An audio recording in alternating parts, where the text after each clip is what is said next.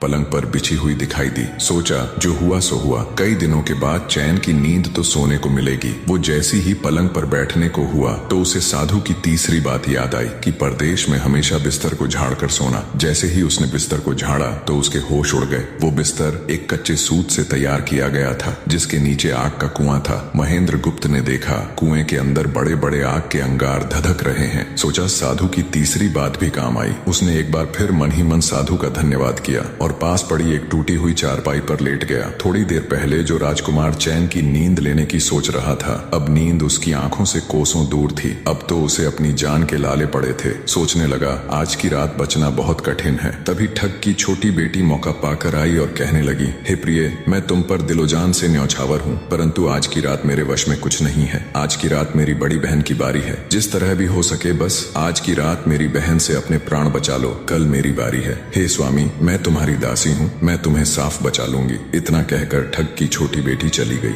जब सब लोग खाना खा चुके तो ठग की बड़ी बेटी ऊपर बने कमरे में चली। सोचा अब तक तो पथिक जलकर राख बन चुका होगा, पर जैसे ही वो कमरे के अंदर आई और देखा कि पथिक तो बिल्कुल सही सलामत टूटी हुई चारपाई पर लेटा हुआ है तो उसके क्रोध की कोई सीमा न रही। तुरंत उसने कटार निकाली और क्रोध से बोली, हे पथिक, या तो अपने चारों लाल मुझे अभी के अभी दे दे, वरना मैं तुझको मार डालूंगी। उसी समय महेंद्र गुप्त को साधु की चौथी बात याद आई कि कहीं शत्रुओं के फंदे में फंस जाओ तो जहां तक हो सके नरमी और ज्ञान की बातें सुनाकर अपना उद्देश्य प्राप्त करना। उसने सोचा कि आज रात बचना मुश्किल है, पर साधु की चौथी बात भी आजमानी चाहिए। महेंद्र गुप्त ने यह सब सोचकर लड़की से कहा, मेरे पास लाल नहीं है। यदि तू मुझको मारेगी तो वैसे ही पछताएगी जैसे बंजारा अपने कुत्ते को मारकर पछताया था। लड़की गुस्से में बोली, कौन बंजारा और कौन सा कुत्ता, क्या बक रहे हो तुम? तब राजकुमार बोला, तुम नहीं जानती तो सुनो लड़की, एक बंजारा था जिसने एक कुत्ता पाल रखा था। वो कुत्ता बहुत समझदार था जिसे बंजारा अपनी औलाद से भी ज्यादा प्यार करता था। एक समय ऐसा आया कि एक कातक नाम की भयंकर बीमारी के चलते बंजारे का सारा परिवार उस बीमारी की भेंट चढ़ गया और बंजारे की करोड़ों की संपत्ति भी बिक गई। दुखी बंजारा अपने कुत्ते को लेकर आगरा में एक साहूकार के पास जाता है और साहूकार को 10,000 के बदले अपना कुत्ता गिरवी रखने को बोलता है। उस समय 10,000 एक बहुत बड़ी रकम होती थी। पहले तो बनिए ने बंजारे को मना कर दिया, पर फिर कुछ सोचकर उसने बंजारे को 10,000 रुपए दे दिए। कुछ ही समय बीता था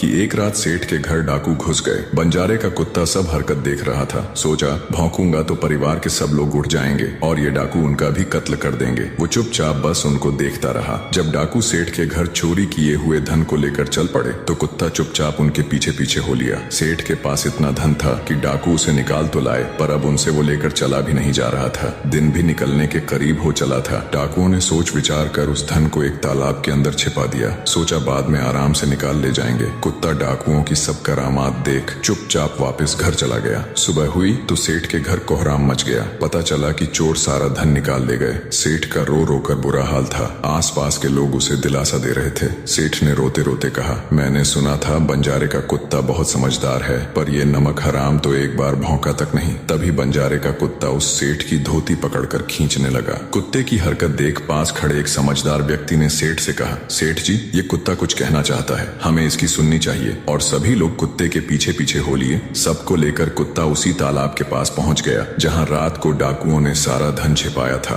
और तालाब में घुसकर अशर्फियों से भरी थैली अपने मुंह में दबाकर बाहर आया। तुरंत सेठ के नौकर उस तालाब में कूद गए और चोरी किया हुआ सारा धन बरामद कर लिया। सब देख सेठ आंखों में अश्रु लिए कुत्ते से कहता है, मुझे माफ कर देना, मैंने तुम्हें बहुत बुरा भला कहा। सेठ ने वही कागज मंगवाया और बंजारे के नाम चिट्ठी लिखी, भाई बंजारे